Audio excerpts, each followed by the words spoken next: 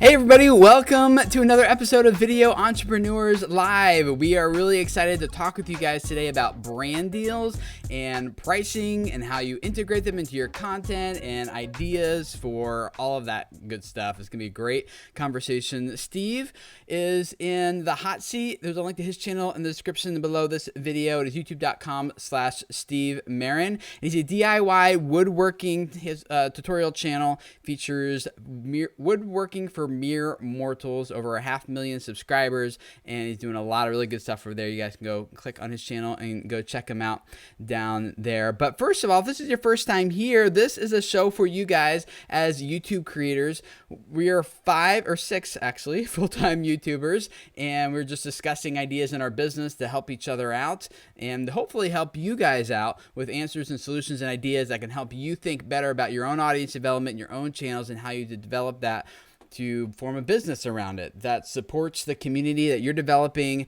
so that you can serve them better, you can serve your family better, and earn the income that's necessary to make all that sustainable.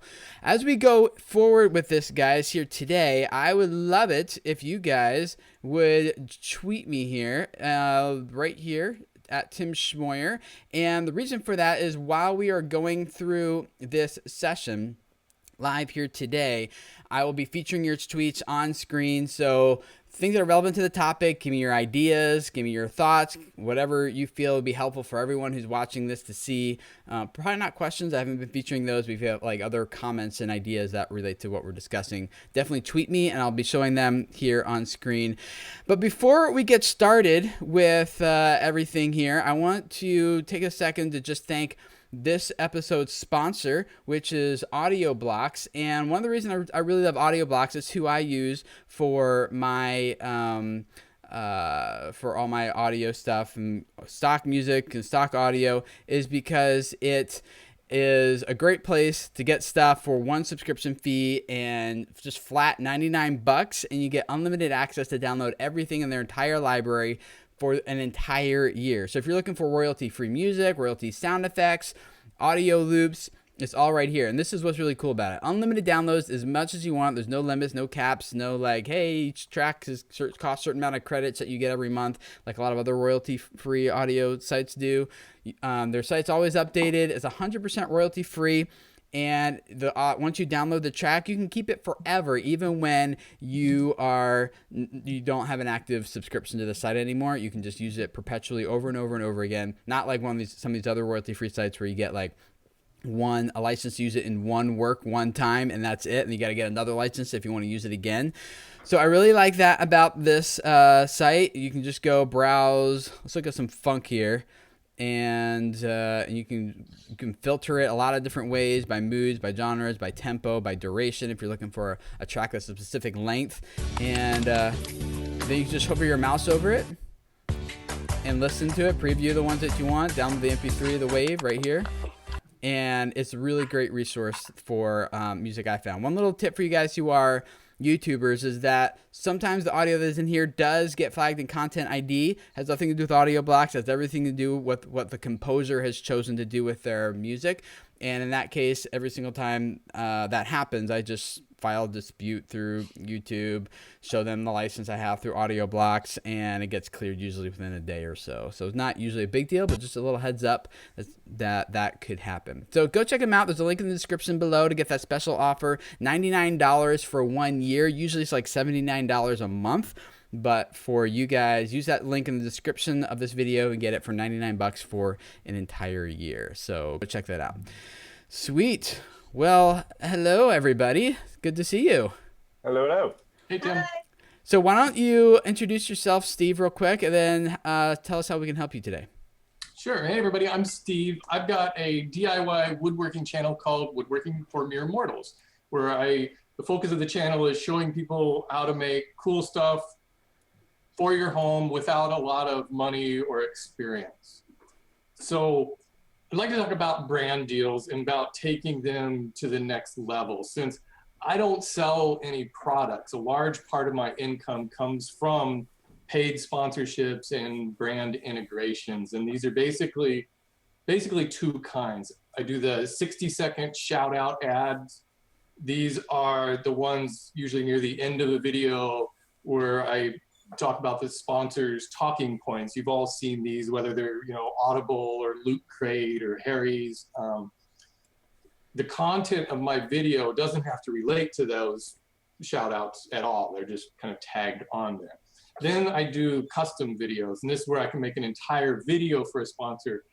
Usually I'll build an actual project that's directly related to their product. For instance, I recently made a lamp for a brand that sells smart light bulbs.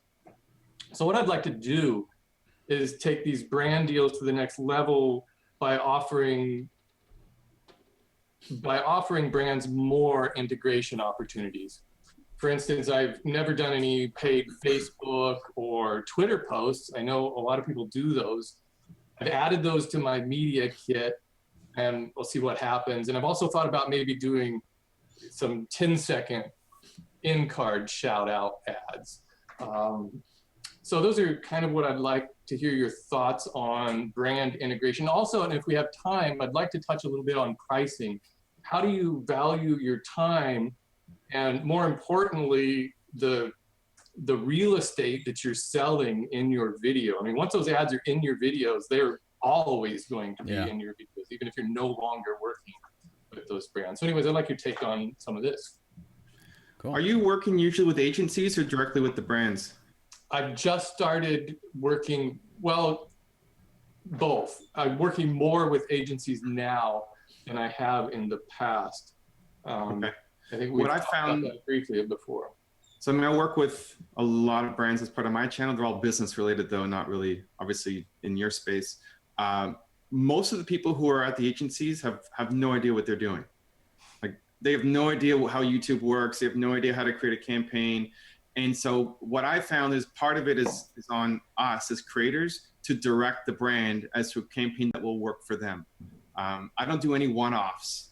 I haven't done any one-offs for years, but like any campaign with me is going to be at least 3 months and then usually gets stretched to a year or in some cases 3-year deals. And that's on you to push the budget and push the program and give them confidence that it's going to work.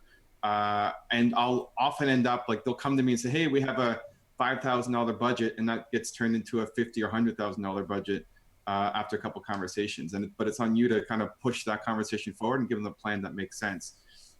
So if you're taking somebody from, hey, I just want a 10-second spot at the beginning, it could be also how you're positioning it and how you're pitching yourself to say, this is what I offer, as opposed to giving somebody, like, what does a year-long plan of working with Steve look like? And then push your brands towards doing those kinds of deals. So you're talking about like full integrations where you're, when you're talking about a long-term contract, they have some long-term deals, but it's still essentially, you know, doing those one-off videos. I just have a longer term of doing those. What you're talking about is more of integrating into more than just that. Am I right? No, I mean, for the brands that I work with on the YouTube side, it'll usually be one video a month where I don't do any of this. There's no advertising. There's no, hey, go buy this product because I think it's great. I don't sell any of that airtime on my channel. It's always having a guest on to talk about something value add. So I work with Sage. It's an accounting software company relevant to my audience. I have the CEO of Sage. This is a 15,000 employee company. He comes on once a month to chat with me about a topic that's helpful to entrepreneurs. Not pitching a product. I don't do any pitching. It's not go buy Sage accounting software, but by the brands I work with want to add value to the entrepreneur community. Anybody who's on the sell doesn't get on. And once a month we have an hour-long hangout where we just answer questions so people get to know him, like him, trust him, and eventually want to buy Sage products. So you do mention that he's with Sage or the CEO of Sage, and that's the extent of it? Yeah, of course. Yeah. But there's never a sales pitch, and he doesn't want it to be a sales pitch either. And I turn away the brands who just want me to sell their stuff. And I don't do any affiliate codes or coupons or any of that stuff. It's only value add to the audience. That makes sense as a business to business. offering like kind of like you and Tim have the business to business channels. Steve and I have more how-to channels, and I found a lot of opportunities with companies that sell crafting products, and maybe with building products you could build some sort of relationship where you're highlighting them once a month or something and building something with their like house brand materials. Like maybe if it was like, well, I don't really know building materials, but if it was like Home Depot maybe, or you know, building something with something that is their specific line of like your plumbing fixture shelf, like if you use like a specific company's plumbing fixtures or something like that. I have some advertisers that work year and year and year, and you know, you just get used to them, and it is easier to do those videos than it is to have kind of a new person every time. But I do find, you know, they paid less since they're doing more volume, but it's all about building relationships and making sure you're adding value for the audience and the brand. Right. I think that's really important. I think for anybody doing brand integration, it's, you know, is that it really has to benefit all three parties. It's got to benefit the sponsor. It's got to benefit you, you know, for doing it, and it's got to benefit the audience. And I think a lot of times that's where it kind of falls apart, is that there really isn't a benefit for the people watching. And so in my case, I just try to make the spots fun, so they'll actually be willing to watch that I'm not just reading through a list of bullet points and saying buy this product. Well, how can you make it more valuable for the audience, and that maybe you don't sell those spots anymore that are not valuable to the audience, and instead find a way to integrate the brand? Like I will turn away more deals than I accept, mostly one, because I don't use the brand's product and I don't know how to use it, so I'm not going to promote something that I have no use for, or two, they just want me to sell instead of actually adding value. And so if that's like, you want to think about your audience first, always. Right? Yeah, of course. You know, and one thing I've discovered is that the audience doesn't mind brand integrations and sponsorships at all. It's kind of a myth that we think that we're going to lose an audience by doing ads. And you'll hear from a few people who grumble about it and complain, but if you just look at the numbers, it really doesn't affect much. People aren't just leaving your channel in droves. Most people understand that this is kind of how you make a living. And, you know, what I've also found is that, and this may seem strange, but I have an easier time working with brands that aren't, say, tool companies, but more men's lifestyle. Most of my audience, obviously 85% is men. So if I have brands that are more related to a general male audience rather than tools seem to create a lot of controversy among viewers who have very strict brand identity that it's tools, and then they start to identify that brand of tool with me, and they say, well, this brand is better. So in a way, it's weird, but I'm kind of steering away from those types of sponsors. I want to see you drinking Monster and Red Bull while using woodworking machinery.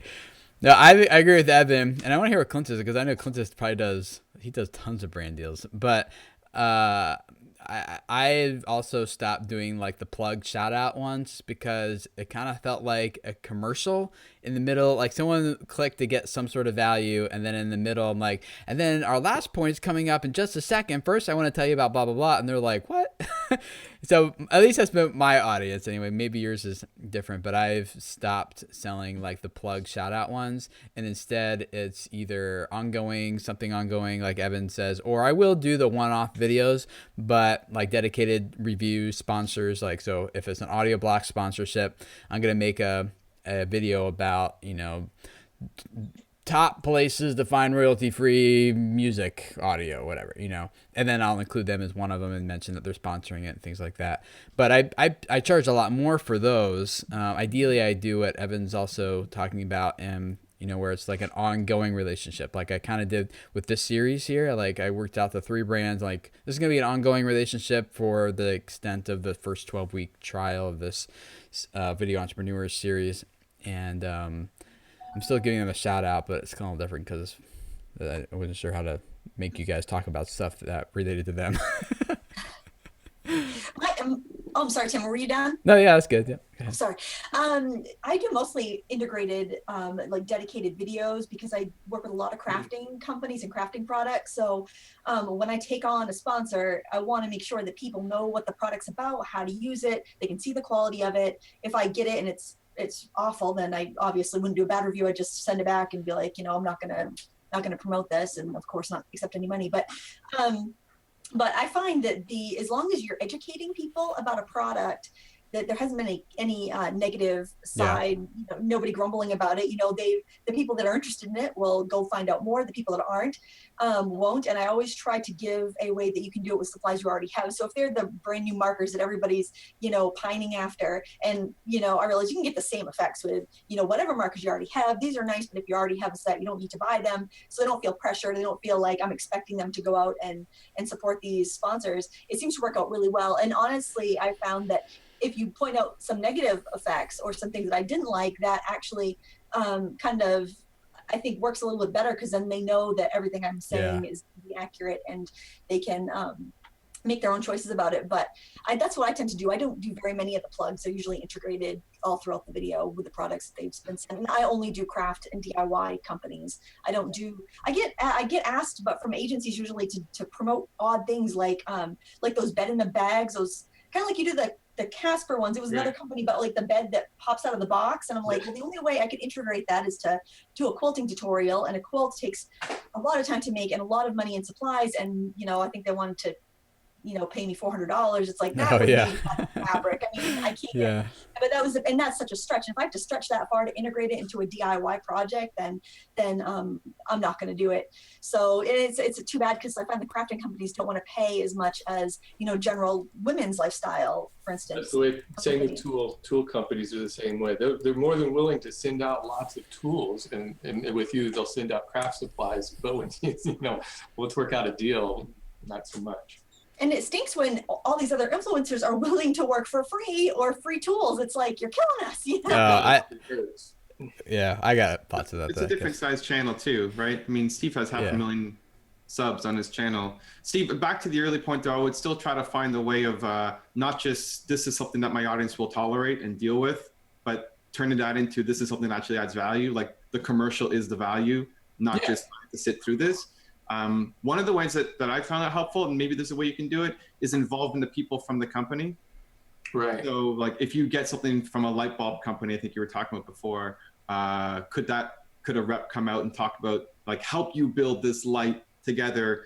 You're a very personal brand. People see you, know you, like you, trust you. Part of what I always try to do is associate some of the goodwill and friendliness to the brand that I'm working with. So instead of it just being a light bulb that's sitting on its own, having Jill from this company, and she's friendly and nice, and she cares about DIY too, and she wants to help, and she has some suggestions. Like, that goodwill and warmth translates really well to the audience, and it adds a lot more value. And you could charge a lot more for that stuff too. Yeah, I like that. So I've slowed down a little bit on the brand deals because of some of the points said here. In the early days, everything that came my way, I was like, extra money, like I'll do it, right? And as long as it wasn't something that I was like, I would never watch this channel, I would never use that product, like, as long as it wasn't that. I mean, it may have been like, oh, I've never used this product before, but that seems cool, I'll give them a shout out or whatever. Now, because the channel has grown, obviously, and I've got a little more leeway as to choosing which brand deals to go with. I tend to do more of the integration stuff, even if it's a shout out in the first minute of the video. I'll give you an example. We did one with Apple TV, new Apple TV, and the new Apple TV now allows you to have apps and games on the Apple TV. So they gave us an Apple TV and they gave us a game, and we played the game. And it was me, my kids, and my wife playing the game. And it was just like we would normally do in one of our vlogs, but it was a sponsored game. And so we start the video off with us in our PJs one morning playing the Apple TV and just having a blast, right? And it ended up being like almost 3 minutes just because we were having fun and genuinely doing it. So those brand deals work out really well for us. And those are the ones I start to look for, where it's more of like an experience. Obviously that is a product and we're promoting that product, but it's something that we can do together as a family. And it's almost seamless. You don't even know it's an ad until I say, check out the link down below, more information about the game, right? Like until I say that line, a call to action, it's only, you don't even realize that it's a sponsorship. And the same thing with our family game nights. You know, last night, Mondays, we do family game night where we pull out a board game. And we have had sponsored game nights. We did a dedicated video for a game where the entire video was 3-4 minutes of just us playing the game and us, you know, giving a shout out to the company and the link down below, that kind of thing. But we do these family game nights, and I'm talking about the product, but there's no affiliation, there's no, you know, no deal there. But it's because it's so, when it does come along, it's seamless. People don't even realize it's there. And it also gives brands, other board game companies, to say, oh, they do this on a regular basis, we'd love them to, you know, promote our game. And so those are the ones that I choose nowadays. I think, Steve, your channel is a great size. You're still growing. I'm looking just purely at Social Blade, which obviously is not 100% accurate, but it gives me a good baseline. You know, your channel's growing very well on a daily and monthly basis, and your videos get great views. I think you get a lot of clout. You can ask for certain things. You can deny certain things. You can ask for more. And you asked in the beginning of your question on how to kind of value your time and value. Yeah, exactly. That's something I think all of us are constantly struggling with. So I'd love to hear your idea. So a good tool to use is Social Blue Book. It gives you a baseline. It gives you basically a rough idea. Something else you can do, obviously, is talk to other creators. I've been more than welcome to talk to you and kind of give you some tips on Twitter, Facebook, Instagram, how to maybe include those in a package, right? You say, hey, I'll give you a dedicated video and 2 social posts or something like that. That's something that a lot of brands are asking for nowadays, is they want that video on your channel, but they also want that social reach, because then once you tweet it or once you Facebook it, you know, they can share it, they can promote it, they can, you know, reuse your content in multiple ways. So there's different ways that I will package that up, you know, just a video or video with social posts. But Social Blue Book is a great tool, at least to give you a baseline. It logs into all your accounts, pulls your analytics and your demographics and whatnot, and will give you a rough estimate. And in the past, it's been pretty close to what my MCN or my talent manager will give me as my current rates. But it changes on a month-to-month basis too. And you can even like change the date range and be like, well, what if I was going to do this next month? It will kind of try to guesstimate what you should charge based on your current growth or current patterns. So that's one tool that's out there for free that people can use to at least get a general idea.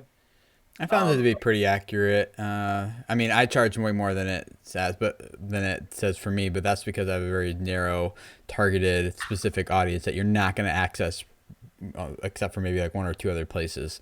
So Agreed, keep those types of things in mind. But yes, generally speaking, that's been accurate. So good say. I can't get anywhere near my Social Blue Book rating for my videos. Yeah, but it's also you're in a much broader niche. Yeah. Sorry, go ahead, I'll charge between $2,500 and $5,000 to do a video, depending on the arrangement. And again, I'm looking to do a year deal or multi-year deals. I have no idea what my Blue Book rating is. And then $10,000 plus for speaking engagement.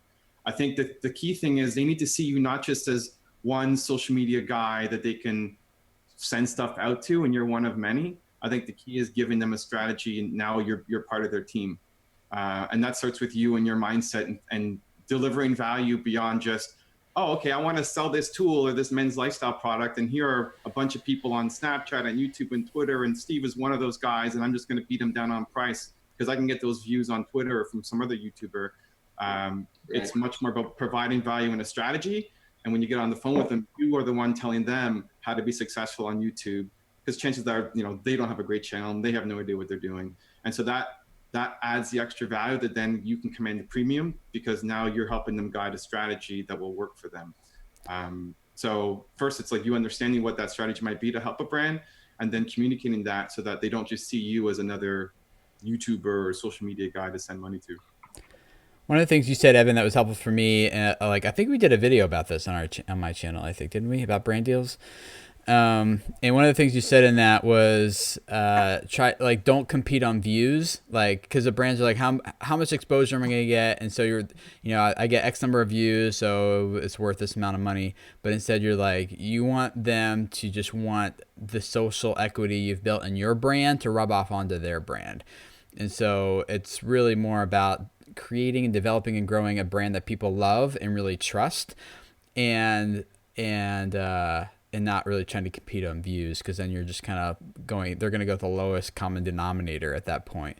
So it really separates yourself. You can charge a lot more for that and serve both your audience and the client a lot better that way too. So I've been thinking that way since you said that. So that's helpful for me, Evan. Cool. Yeah. I mean, I've charged thousands of dollars for videos that have 500 views on it. It was part of some deal that I was making with them, or some contest, or like, hey, I'm going to answer a question from one of your audience on my channel. You know, the second you get into commoditizing yourself down to, I'm going to give you this many views or this many comments, then that's not the game you want to play. You want to be much higher up in the strategy level. They should want to deal with you and your brand and everything you stand for and all the advice that you're giving them. So you have to stand out, like right from the start. The first conversation you have with them, and you start, like every brand I work with will start off as, hey, they come with a preconceived notion of what they want, right? Can you please promote this in your video? It's like, well, that's not what I do. Here's my process. And we get on the call, and then that leads to, and sometimes it doesn't lead. Like maybe they're not a fit for your brand. Maybe they can't meet the budget, or there's no way to integrate into your video. But they always get pushed to a much larger budget and longer time commitment. Because it's best for them. Like for this campaign to work, doing one video is not going to make a huge difference. I want to be able to pass brand equity on to your company. Yeah. And so this has to be like a multi-month thing. I think I want Evan to be my sales rep. There's your next business, Evan. Oh man. Maybe. I find it really hard with because I want to work with craft companies, and a lot of these companies have what's called design teams, which basically is free labor. They get these influencers basically to fight over spots on their design team, where they have the privilege of making projects for free, in exchange for products. So it's really hard to compete against that. And then when I look at the Social Blue Book and I see that my channel's, valued at $1,200, I think, oh my gosh, nobody's going to pay me $1,200 for a video when, Susie Q over there is doing it for free. You know what I mean? It's really ultra competitive, but I don't want to be, selling furniture polish because, they're the companies that will pay the big bucks. It's kind of a balance, adding value to your customers and using the products they want to see reviewed, and still, making, not undercutting other, you want to keep that baseline price. You don't want to undercut other YouTubers. You want to help there be some sort of standards out there, but it's also, you're worth what brands will actually pay you. Right. And that's why you charge. Yeah. Like so I would not compete based on like, hey, they're free and I charge this much. Like you just have to say, or have something that's like, yeah, you can get that for free over at Suzy Q. That's awesome. Here's what I got. And it's going to cost you, but it's going to be way more valuable, way more awesome. I have much more brand equity if you want to go that route or whatever. And the other thing is like you can do a whole bunch of free deals with a whole bunch of little people like that, and it's going to cost you a lot of time and headache and energy to coordinate all of them. Or you can just do one with me and get more reach and have more impact. Some of them would rather just pay for that too, but you just not try to compete on the same level as free. And I don't let other people determine what's best for my stuff. I don't know if that sounds arrogant, but just be like, well, screw them. That's up to them if they want to do that. Bad attitude. No, I feel what I charge is a fair price, but then when I see things like Social Blue Book, it's like, oh my gosh, am I undercutting all these other YouTubers? I feel badly about that. I feel badly leaving money on the table. But I'm also thinking about my clients' budgets. I love small stamp companies. I want these arts and crafts companies to thrive. I want there to be a thriving industry. And maybe it's because I'm a woman, we tend to not value our time, our labor as well as men do. I don't know, but it's entrepreneurs in general. Entrepreneurs in general don't charge enough. They don't value what they do enough, and you end up getting paid what you genuinely feel you're worth. And we always undercut ourselves. That is so true. And we're in a lot of cases, we're just afraid to just negotiate to that higher deal for fear of we're just going to lose the whole brand deal, when in fact the brand really needs us as much as we need them. Yeah.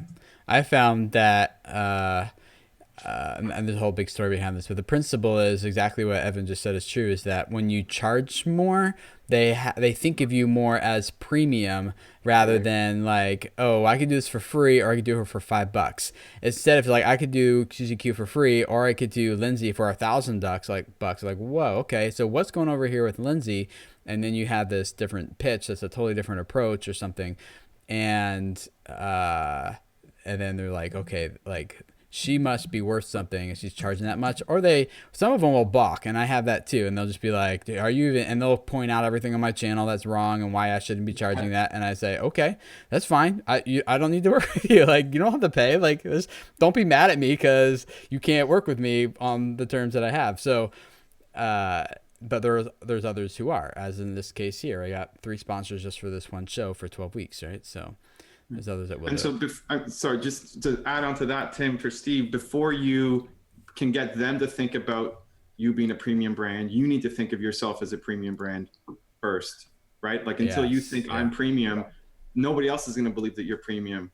And that might be a little bit of ego or bravado or self-confidence or whatever, but you need to believe that, you know, you have one of the best channels for DIY or whatever you do. Like you're the best person in the world to work with, and you carry that through, and it comes across in your materials and your conversations and the emails that go back and forth. Yeah. Amy? There's gonna be times where you ask for more because you're worth more and the brand doesn't respond, and you're like, okay, well then they clearly didn't value me, my audience, my channel as much as I should be. And on the flip side, there's going to be that one brand that you know that you're like, oh man, I would love to work with this brand. You know, it's a tool, right? It's a company that you already use, you already love, maybe you already talk about them, and they come to you and you're like, oh my gosh, I don't care what you say, I'll work with you. Like there's always gonna be those brands. Like I'll be the first one to say right now, I love Red Bull. I've been to Red Bull HQ. Like they've interacted with me a couple times. I've never done anything when you work with them, but if they ever came to me and was like, I would love for you to come to this event and vlog, or I'd love for you to make a video with this. And now granted, we're talking Red Bull, they have got a budget obviously, but if they were just like threw a number at me and I was like, yeah, okay, cool. I'd just be like all over it because I want to work with them and be involved with that brand. You know, that's one of those instances where regardless of what they value me, like I think the relationship, that's more of a relationship thing that I'd love to kind of try to foster. And I'm big on the opportunity, you know, if it's something that I feel like could be a long-term opportunity, kind of what Evan was saying, I'd jump in. But most of the time, you know, brand comes to me, especially it seems like the last 6 months or so, the deals have come in kind of lower than what they should. And I've been kind of denying or declining more, or asking for what I am, my current rate is, and not getting nearly as many as I used to for whatever reason. So there's gonna be those times that you're gonna have to make a decision on. Yeah. One other idea for me is that that's been helpful is not having just the YouTube channel. You alluded to this, Steve, but having other social platforms that you can all combine together, and then you can do something strategically across many platforms that other creators might not be able to do. For me, I found that the most valuable thing that's been a big part of my deals that I've done is having an email list that I grow from my YouTube channel. And because then I'm getting, like I'm telling brands, I'm getting right into their inboxes. Like it's not just about you know, like a YouTube video, although those are great, but let's package in like for an extra whatever, however many dollars, you know, I do a sponsored email that also is giving value to the reader. This is about a topic or an issue that they care about that's valuable to them, but I'm sending that message because there's a sponsor behind it. And so having those can give you an advantage as well. So. Oh, one other thing I have to add is the customer that pays you the least is going to be the biggest pain in your butt. Yes. I went full time about a year ago, a little more than a year ago. I was getting lots of jobs, and it was like right before Christmas, and I was nervous that everything was going to dry up in January because, you know, AdSense drops, and then, you know, you don't have so many advertisers.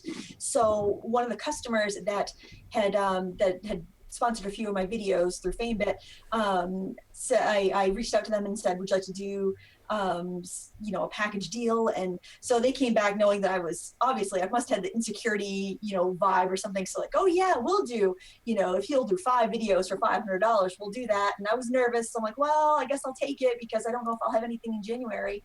And every single videos. Oh, well, we changed our mind. We want you to say this instead of that. I mean, I was like sending them a script before that. They were just pulling stuff. And I'm so glad he did it through FameBit, because I emailed Adam and I said, listen, I sent him this script before I even recorded it. I think it's a little much to ask. And so they reviewed, and I finished out my deal with them, and never again will I take less than my regular rate, which apparently is lower than what I should be charging, but I feel is fair. Well, try upping it, see what happens. Yeah, well, yeah, I have experience in going a little bit. I kind of go like increments, and I see if I still get hired at But the worst thing is when you throw a figure out and the brand says sounds good.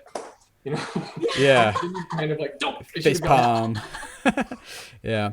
One other thing I'll say, and let's wrap it up with this, is kind of related, but one of the way I think about brand deals is that they're great. I like them, but the reason the brand would come to me and work with me in the first place is because they think I can sell their stuff. And if I can sell their stuff, then why don't I just make my own thing that I sell, that I know is valuable, that I know is a perfect fit? I get to keep 100% of the revenue from it. I can integrate it into videos perfectly, like I do with my ebook, 30 Days to a Better YouTube Channel, like that type of thing. And I enjoy just selling my own stuff, and I do the brand deals when they come, but I'm not dependent on going from deal to deal to deal when I can just have my own thing that I sell instead. So little side thought there, but kind of related. So I would love to hear what you guys think. And I was watching the chat. You guys have been saying a lot of awesome stuff and tweeting me. It's been great. A quick little tip is that if you guys don't catch these live, you can always get them from iTunes, download them as a podcast there, or Stitcher, or at SoundCloud. And usually it's like the recording of our session here, but with some extra bonus stuff, of some extra thoughts, I recap and things like that in the end. So go check that out. Links to all those are in the description below this video here on YouTube. And you can subscribe, it's free, and keep up with content of these shows and other. I actually have been posting other non-video entrepreneurs podcasts there, which has been pretty fun. More stuff about like video production and YouTube audience growth that are like more long form that I can't do on the channel as easily. So go subscribe, check that out. And this is your first time here on this channel, I'd love to have you subscribe, because next week at this exact same time, 11:30 Eastern time, I will be in the hot seat. I will be following up from the first time I was in about media decks, and I'm going to talk with the group about where I've come since I was in the hot seat last time with the questions, and then we'll talk about more stuff going forward from that point too. So subscribe to join us next week live here, and we will hang out with you guys then. So thanks for hanging out. See ya.